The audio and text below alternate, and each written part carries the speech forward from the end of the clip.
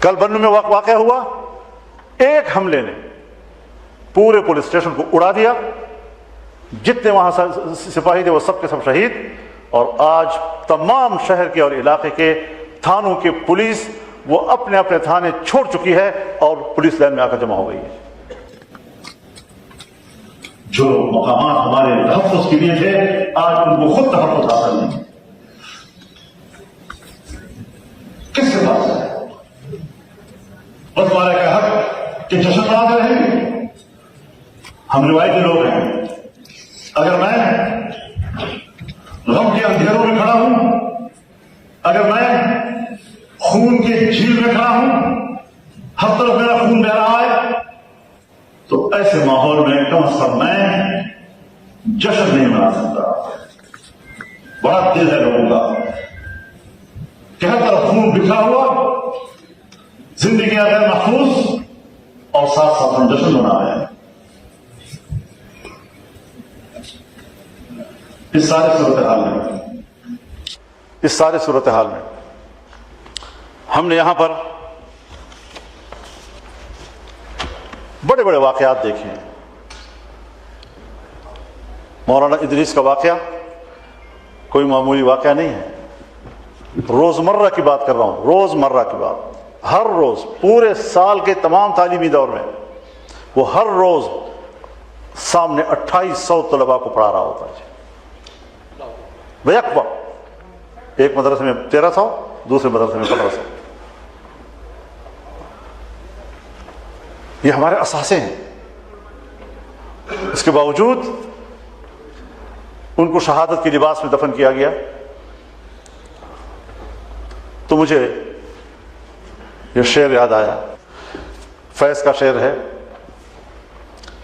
کہ اپنے سر کے اوپر کفن کو ٹیڑھا کر کے رکھو تاکہ دشمن کو یہ گمان نہ ہو کہ میں غرور عشق کا بانک پن گنوا چکا ہوں۔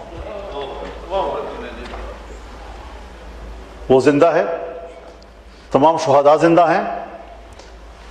میرے اداروں کے نوجوان اگر جا رہے ہیں، وہ اپنا خون اپنی مٹی کو حوالے کر رہے ہیں، اپنی جانیں مٹی کے حوالے کر رہے ہیں، تو ہماری پالیسیاں کدھر ہیں؟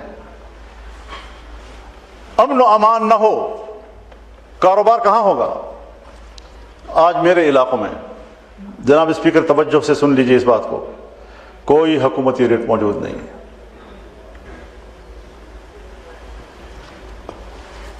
دیہاتوں میں مسجدوں کے اندر مسلح لوگ، بیٹھکوں کے اندر مسلح لوگ، عام آدمی اپنے بچے کو پڑھانے کے لیے اسکول نہیں بھیج سکتا، کاروبار ختم ہو چکے ہیں، وہ نقل مکانی کر رہے ہیں، اور کتنی دنیا نقل مکانی کر چکی ہے، لیکن کوئی قوم کو نہیں بتایا جا رہا کہ ہمارے ملک میں کیا صورتحال ہے۔ میں ڈیرہ اسماعیل خان سے تعلق رکھتا ہوں، ٹانک میرا علاقہ ہے، لکی مروت میرا علاقہ ہے، بنو میرا علاقہ ہے، میں ان علاقوں سے ووٹ لیتا رہا ہوں، ان علاقوں نے بار بار مجھے پارلیمنٹ میں بھیجا ہے، یہ میرے آنکھوں کے سامنے کے علاقے ہیں۔ ہمارا کوئی سپاہی محفوظ نہیں ہے، کوئی سولجر ہمارا محفوظ نہیں ہے، کوئی شہری ہمارا محفوظ نہیں ہے۔ ایک ہی گاؤں میں چھٹی پر آیا ہوا ایک نوجوان صبح لے گئے صحرا میں، اس کے ویڈیو بنائی اور اس کو قتل کر دیا، اور اسی گاؤں سے ظہر کے بعد دوسرے بندے کو لے گئے اور مغرب سے پہلے پہلے اس علاقے۔ اس طرح ہماری جانیں آسان ہو گئی، اس طرح ہمارا خون آزاد ہو گیا۔ آپ پیٹرولیم کی قیمتیں بڑھائیں، پیٹرولیم کی قیمتیں بڑھائیں، لیکن یہ بھی تو دیکھیں کہ آپ کی پالیسیوں کے نتیجے میں میرا خون کتنا سستا ہو چکا ہے۔ کبھی احساس ہے ہمیں اس بات کا؟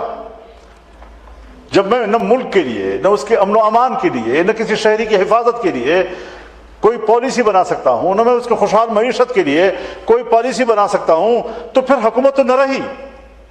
حکومت کے دو ہی کام ہوتے ہیں کہ لوگوں کی معیشت کو ٹھیک کرے اور لوگوں کے انسانی حقوق کا اور جان و مال کا تحفظ کرے۔ نہ ہم لوگوں کو معیشت دے رہے ہیں اور نہ ہم لوگوں کو جان و مال کا تحفظ دے رہے ہیں۔ اور اس بات کا بھی کوئی نوٹس تو لے کہ یہاں سے جب بجٹ پاس ہوتا ہے اور کسی بھی اسکیم کے لیے ٹینڈر آتے ہیں، ٹھیکیدار جاتا ہے سائٹ پہ، تو پہلے اس کو اپنے پورے ٹینڈر کا جو پیسہ ہوتا ہے اس کا 10% ان لوگوں کو دینا پڑتا ہے. یہاں سے 10% ملا کر ہم بجٹ پاس کرتے ہیں. تو ہمیں بتایا تو جائے کہ یہ ساری چیزیں کیا ہیں. یہ تو ہمارا دل گردہ ہے کہ ہم پھر بھی اس علاقے میں جاتے ہیں، اس گاؤں میں جاتے ہیں، اور کس ماحول میں ہم وہاں ہوتے ہیں. اب تو لوگوں نے علاقوں میں جانا چھوڑ دیا ہے. جو بھی ہمارے نوٹیبل لوگ ہیں، اب وہ غمی خوشی ساری یہاں اسلام آباد تک محدود ہو گئی ہے. اور اگر کوئی درس حدیث دے رہا ہے، عام گاڑی میں جا رہا ہے، تو اس طرح شہید کر دیا گیا کہ اس طرح آسانی سے تو مرغی کو بھی ذبح نہیں کیا جاتا جتنا ان اہم لوگوں کو شہید کیا گیا. اور یہ سلسلہ جاری ہے.